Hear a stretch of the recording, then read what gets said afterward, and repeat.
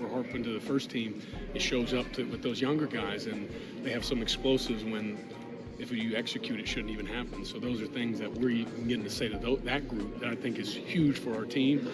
If we want to be the team that we want to be long term, we need growth from the guys that go in later as well, because we need depth for when it matters most. And Kalen said after the game that he thought things were a little more physical overall.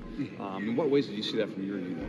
I'd say at the point of attack, just some of the way that we took on blocks, especially tackles, things like that. I said all week they're going to try to move us or trying to get us moving laterally, and that was a point of emphasis from the first day. And even on Sunday, some of the drills that we did that first day of practice, even if it's in helmets, of understanding the angles and tracks we need to have and establishing a new line of scrimmage. And if you do that, they don't run the ball.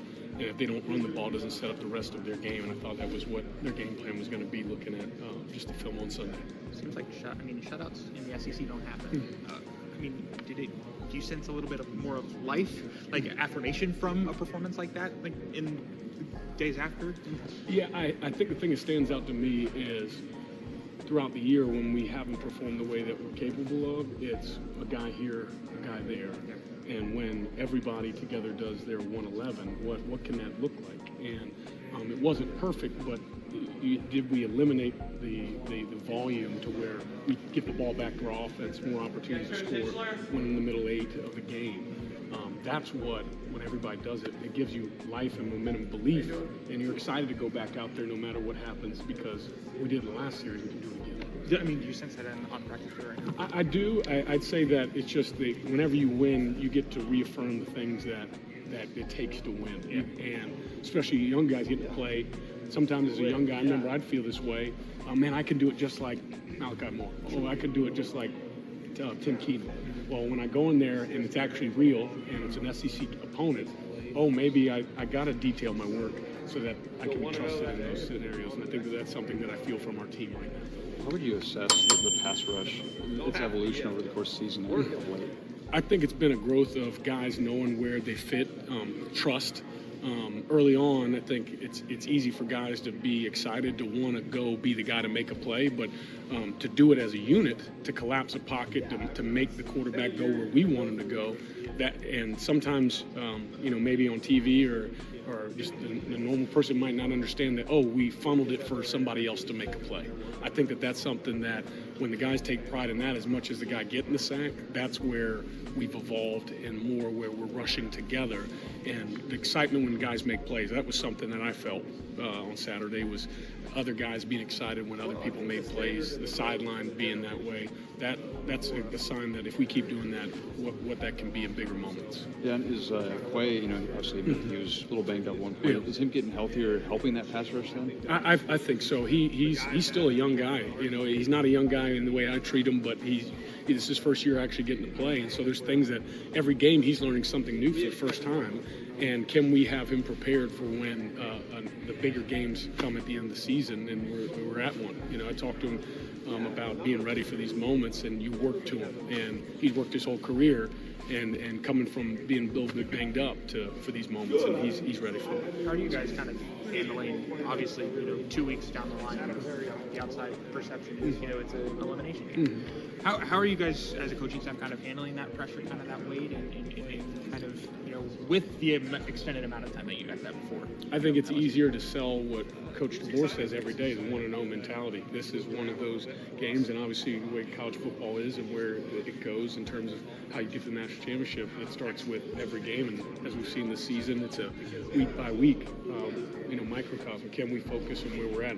Our guys are excited for this opportunity, and obviously to play a great opponent on the road for what we want the season to look like. It's a 1-0 mentality, and I think that makes it easier for us as coaches because they see it that way as well. Getting a good night's sleep every night? No. My wife's got it worse than I do, and I'm trying to help her. But it's been some early mornings. This morning she was up, so I was up. So I've been enjoying it. I'm also getting a lot less sleep. So thank you so much. Having the bye this week help with that a little bit? Maybe catch up on sleep or at least help? I will let you know next week. I'm hoping. I feel like I'm going to be. My wife's going to get a little bit more rest, hopefully, than I will, which I'm hopeful that'll be the case. So your unit just starters going back out there, getting Yeah. that stop. I mean, how big is a moment like that for just everything moving forward, even though the game was Those moments allow you to come back in and say, when you give effort and you defend a blade of grass, that there's always a possibility to do what we talk about. They went down the field, had some younger guys in, but this is the expectation: is they don't get in. As long as they don't score, they don't win. And so, to show that clip, to talk about it, to have pride in defending that's what Alabama is about. That's the expectation here. And so, we get to build upon it every day. And hey, remember when we did this? Remember, going back to fall camp when we were saying those same things, those are the moments where it goes full circle. You guys have put up, I think, 0 points in, I want to say, 6 of the last 8 quarters. I mean, how's just the defensive mentality maybe improved over the last couple of weeks after, hitting some struggles a little bit mid-season? And just, I guess, what have you noticed from a growth standpoint?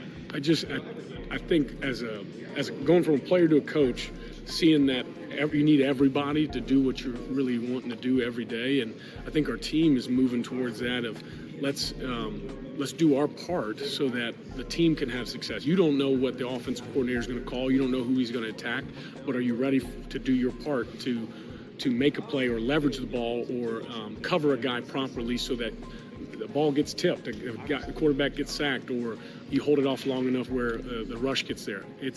If we can have a unit that plays for each other, that is when you can do great things, and when they don't score. And I'm seeing more of that, and it's something we got to refine every day. And nobody's perfect, but can we try to be as close to perfect as we can? Put something together on the high school playing careers of the staff.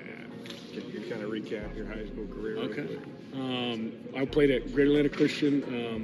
Thought I was going to play wide receiver. That was my dream. I had all the same dreams. Atlanta school again? Great Atlanta Christian in Norcross, gotcha, Georgia. Gotcha. Position? Yeah, I was a tight end and outside linebacker. My dad was my coach. I thought I was going to go play offense, but a lot of coaches in college thought I'd probably be like my dad. My dad played at South Carolina. What were your offers you had? Coach Saban offered me. That was Coach Smart offered me when they were here. South Carolina. What other ones? A lot of the Southeasters, Ole Miss, Mississippi State, really a lot of Southeast schools. Position? Mainly linebacker. So, yeah. And then I had North Carolina offered me. I thought I'd go play some offense, like a lot of our guys. They think they can. So, but, yes, absolutely. Quay Russo and James Smith had a big play last week. Yeah. What's it like kind of having 2 guys from the same high school being teammates? Just again. I think it's really cool, especially for their program and all the people that help them train and everybody in their circle. I remember recruiting them out of high school, and for them to do that as close as they are, they fight like brothers, and they got each other's back like brothers. And I know it was a moment they'll never forget, and I'm hoping they both frame it up and have it in their house. I'm excited for them. That's what they're capable of, and to be able to put it all together at the right moment was great for them and their families. So. A lot of these coaches for their high school careers were pre-star, if you know what I mean. Oh, yeah, Before the career rankings even happened. Yeah. I think I had a star or two. A star or two. And just like them, I probably paid attention to it more than I should have. And my dad told me, he's like, when you get there, that's not going to matter. And it was very quickly. I learned that very quickly. So. Hey, Sean. Thank you. Y'all have a great day.